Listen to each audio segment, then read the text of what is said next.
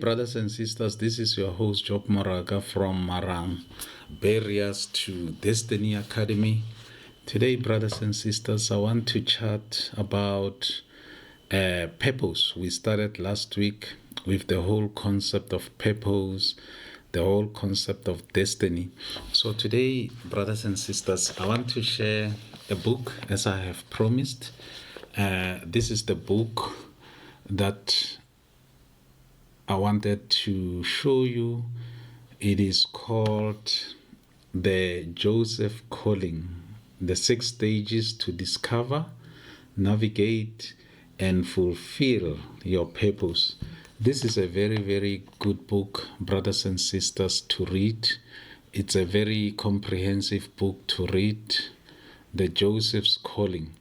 Now, this book is clearly about purpose. It is about the reason why God has made you. It is about your path to, I would believe, your path to your intended destiny, where God wants you to be, or the reason why He created you. So, in this book, there are various exercises, brothers and sisters, that you can do. These exercises will help you to understand what your purpose is. But for today's purpose, I would want to just focus on the 6 stages that the author talks about. I'm not going to go into depth in as far as these stages are concerned, but just to give you an idea. So he talks about the 6 stages that everyone must navigate to find his or her purpose. The first one, the stage one the first stage that he refers to is called the recruitment stage. And he often says that God often recruits his servants through a crisis. And it is true, brothers and sisters, if you think about all of us, including the characters in the Bible, the first stage of recruitment is a crisis. Think about Joseph, crisis. He was in the pit. He was in jail. Think about David, crisis. Think about Paul, crisis. And many, many of you. I think God chooses those that have been tried and tested, not crybabies, people who may not stick it out. So God is always looking for people to develop or to guide who have been through crisis. And then the second step that the author talks about, he says God develops his servants through a series of character tests. It is true, brothers and sisters, it has to be through a series of character tests. Mine was based on the Kingdom of Darkness offering me 39 million as an advance. And then it was during the time when I was broke. 39 million could have come handy. So they offered me 39 million. And on top of that, they said each and every city that I have been told to go to, or town or village or whatever, that I've been told to go to, if I don't go there, they give me 39 million. How they were going to do it, where they would get the money, I don't know. But that was the offer. So I think God allowed them to test me through a series of character development initiatives. And again, brothers and sisters, it also happened that the Antichrist, as I have already mentioned in several of my videos, I know that people do not believe that the Antichrist is already here. He is here. The rogue one, the one who's going to imitate, or he believes that he's much better than Jesus. So he also made an offer for $30 million. That's almost R1 billion, probably half a billion rand in rents. So he made an offer, and again I rejected that. And there were several other offers which were made. So God needs to be sure that you won't be tempted. And then what does God do on the other side? God will give you a vision. He will say, this is where it's going to end with you. This is where you're going. But he will never give you a plan. As we can see, the devil's plan is more detailed. You do this, I do that. You do that, I do that. So it is more detailed, and it's a quick plan. The outcomes are like tomorrow. Whether your character has been developed or not, the outcomes are like tomorrow. So, yes. Number 3, stage 3, isolation. Brothers and sisters, you truly get isolated when God wants to use you. He will isolate you so that you can think clearly, so that you can hear Him properly. And often He will take out of your life the people that you were with in the past, and will bring in new people who will add value or who will direct you to a particular direction. So that is isolation stage.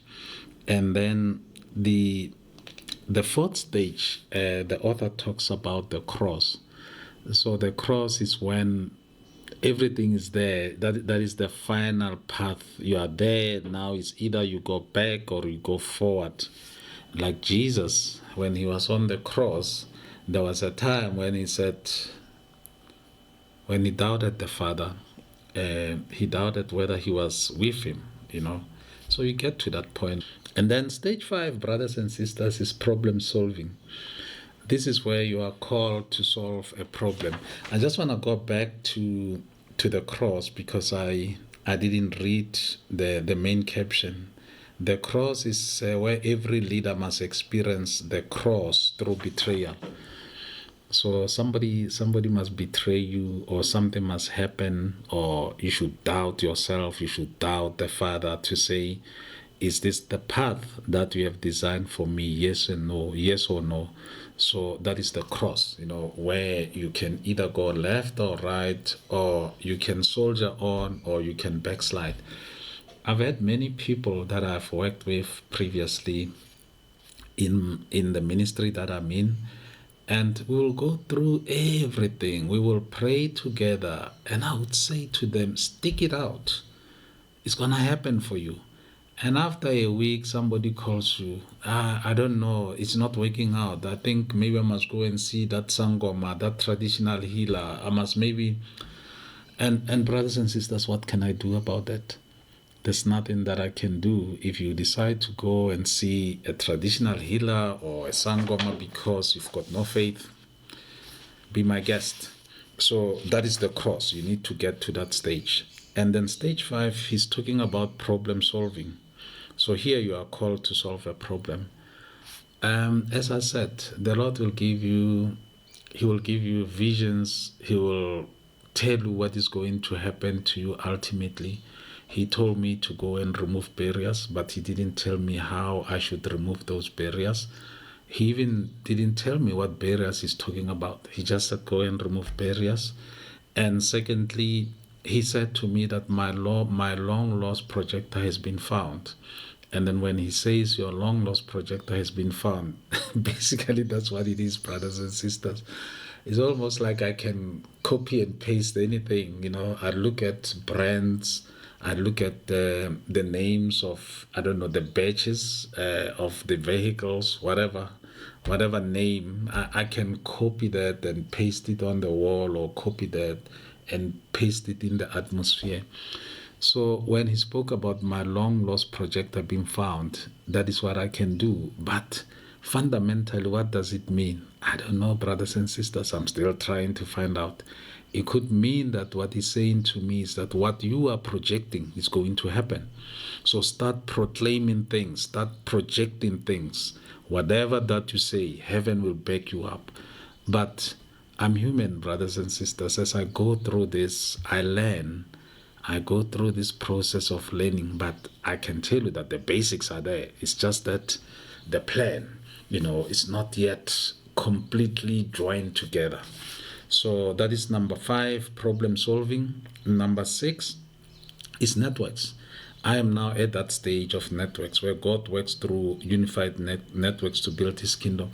I'm at that level, brothers and sisters. I've gone through the other 5 steps, whereby people are starting to call me and say, can we collaborate? Can we do this together? People call me and say, I've seen this video about this and that. Can you come to our village? So we are at that level where we are networking, where we are collaborating with local, international people. And the interesting thing, brothers and sisters, is that He's starting to show me those people who are based overseas that I will network with, even if it's not now. But I know who are those people who will be receptive to this ministry. So we start with the big question: what is the reason why God has created you? It's a very loaded question. It is elusive, I understand, brothers and sisters, but this book can assist those that perhaps I may not have a chance to meet, those that I may not sit in a workshop with, to try and help them understand how you determine your purpose. You don't confuse what you're doing with your purpose. The mere fact that I'm a lawyer doesn't mean that that is why that is the reason why God has created me. The mere reason that I've got skills does not necessarily mean that that is the reason why God has created me. So that is what this whole thing about purpose is all about. You need to find the true purpose why God has created you. Thank you, brothers and sisters. I hope that those who can try Amazon, try to find this book. It's a very useful book, The Joseph Calling. This is how Joseph, the steps that are discussed in this book, that is how Joseph found out that one day he will be a prime minister. Thank you, brothers and sisters. Until we meet each other in the next video, thank you and goodbye.